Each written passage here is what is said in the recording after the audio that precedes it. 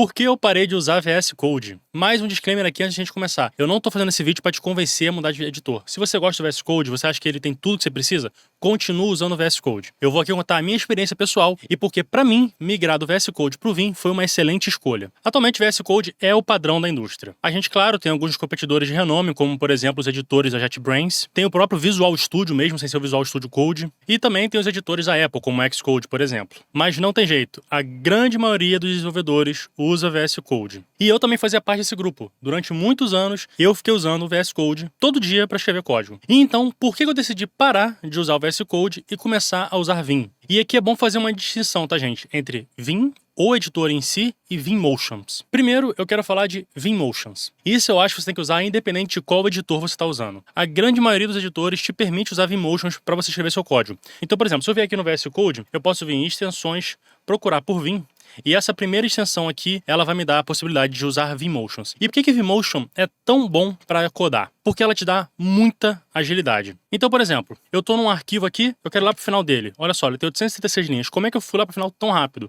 Vimmotions. Voltei para o começo. Eu quero apagar o arquivo inteiro. Apaguei milésimos de segundo, já fiz tudo isso. Você fica totalmente livre do mouse, você foca só no seu teclado, o que te dá muita agilidade na hora de escrever código. E tem muita coisa que você faz muito mais rápido com o Vimmotion do que usando o mouse e o teclado. Então, por exemplo, vamos ver achar uma estrutura grande aqui. Essa character info aqui, ela tem algumas linhas de código, né? Então, se eu quiser apagar tudo que está dentro dela, no normal, né? Eu tenho que vir com o meu mouse, vir aqui, selecionar tudo, tal, beleza, apagar. Como é que eu faço isso? Com Vim, assim. Simples assim. Viu como é muito mais rápido? 3 teclinhas e tá feito. Não precisei vir com o mouse, não precisei ficar fazendo scroll, não precisei ficar fazendo nada disso. E outra coisa que é muito interessante também é a sua navegação horizontal nas linhas. Então, deixa eu pegar um exemplo aqui, uma linha que seja boa. Aqui, ó. Essa aqui, ó. Vamos supor que eu tô nessa linha e aquele acento circunflexo ali tá errado. Sei lá, era pra ser uma barra ao invés de acento circunflexo. Como é que você faria isso normalmente? Com o mouse, claro. Você vai lá, você clica, aí você, beleza, você vem, apaga, aí você muda pra uma barra, certo? Ou então, se você estiver aqui, você pode ir indo com a setinha do teclado até chegar lá, você vai, apaga e troca pela barra. Mas como é que eu vou fazer isso usando Vimmotions? Cara, é muito mais rápido, é só você fazer isso aqui, ó. Percebeu a diferença? Vou fazer de novo pra vocês verem, ó. É muito mais rápido do que o teclado e o mouse. Então, Vimmotions é uma coisa que você tem que aprender. No começo você vai apanhar muito, vai ser muito mais difícil, porque a gente já está acostumado com esse hábito de ir com o mouse, clicar e alterar as coisas. Mas assim, você focando sempre no teclado, você vai muito mais rápido. No começo você vai sofrer um pouquinho, você vai ter que mudar a sua mentalidade e falar, cara, esquece o mouse, tem que focar só no teclado. Mas com o tempo você vai ver que é muito mais eficaz para você codar. Cara, a gente como programador, a gente passa muito tempo do nosso dia digitando, escrevendo código. E você ir abandonando o mouse aos poucos, você vai ver que vai te dar muito mais agilidade para fazer isso, beleza? Mas por que eu uso Vim ao invés de usar VS Code? Porque eu poderia continuar no VS Code usando o Vimmotion, certo? Primeiro, não esquece de se inscrever e deixar o like aqui no canal que você vai me ajudar demais. Bom, primeiro eu vou começar falando qual foi a minha primeira experiência com o Vim, que eu acho que foi a mesma experiência para todo mundo. Eu tive que acessar um servidor remotamente. Para editar um arquivo eu tive que usar o Vim. Eu não consegui sair do arquivo, eu não consegui editar, eu não consegui salvar, eu não consegui fazer nada, eu tive que reiniciar a minha virtual machine. Eu acho que todo mundo já passou por isso. E eu acho que esse é um dos principais problemas desse editor, né? A primeira experiência com ele é muito traumática, normalmente. Então as pessoas têm meio que um receio de usar. Mas sobre os motivos, até que é bem simples. Primeiro, performance. O VS Code, ele é muito lento, gente. Quando você está trabalhando em projetos grandes, ele é bem lento. Isso me incomoda um pouco. Porque às vezes o LSP simplesmente trava, para de funcionar, aí eu tenho que reiniciar o VS Code ou reiniciar o LSP. Às vezes iniciar o LSP funciona, mas às vezes não funciona, eu tenho que reiniciar o VS Code inteiro. Ele não é muito customizável. No Vim, você customiza tudo para deixar exatamente do jeito que você quer. Claro que no VS Code você também pode mudar suas binds, você pode usar extensões, mudar os temas, mas eu não tô falando só disso. Eu tô falando que no Vim, tudo é customizável, literalmente tudo. Qualquer coisa que você quiser fazer, você consegue. Outra coisa é que a navegação no Vim é muito mais eficaz, na minha opinião. Então, para você uma declaração, uma definição, uma implementação é muito mais rápido. Você navegar de arquivos para arquivos é muito mais rápido. Além de, claro, as ferramentas estarem ali nas pontas do seu dedo no teclado. Eu vou dar um exemplo. Em Go, a gente tem uma ferramenta que ela escreve boilerplate de teste pra gente automaticamente. Como é que eu faço isso aqui no VS Code? Eu clico aqui na função, botão direito, procuro... Tem que achar aqui onde é que tá.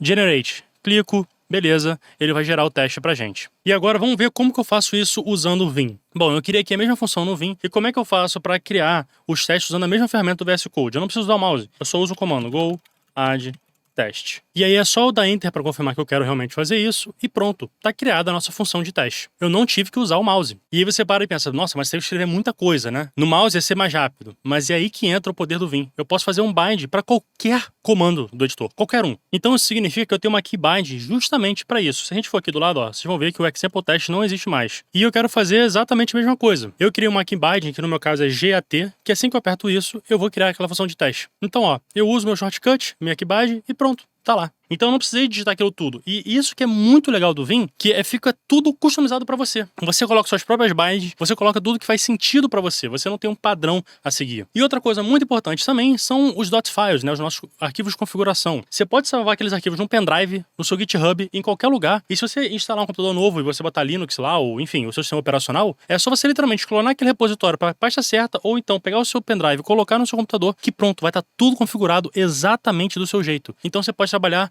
com exatamente as suas configurações do jeito que você gosta em qualquer computador. E outro detalhe muito importante também é que a gente está no terminal. Então, por exemplo, eu tenho o Tmux aqui. Então, vir junto com o Tmux é coisa linda. Eu posso abrir vários terminais, um do lado do outro. Eu posso navegar de uma tela para outra. Eu posso abrir um para cá. Eu venho para cá, eu fecho esse, eu fecho esse, eu fecho esse, volto para lá. É muito rápido e tudo sem usar o mouse. Isso é muito importante. Então, como o Vim está integrado diretamente no terminal, é muito fácil a gente abrir mais terminais, abrir mais janelas, fechar janelas, esse tipo de coisa. No VS Code tem como você fazer isso? Tem. E você tem atalho para você criar novos terminais? Tem. Você tem atalho para mudar de um terminal para o outro?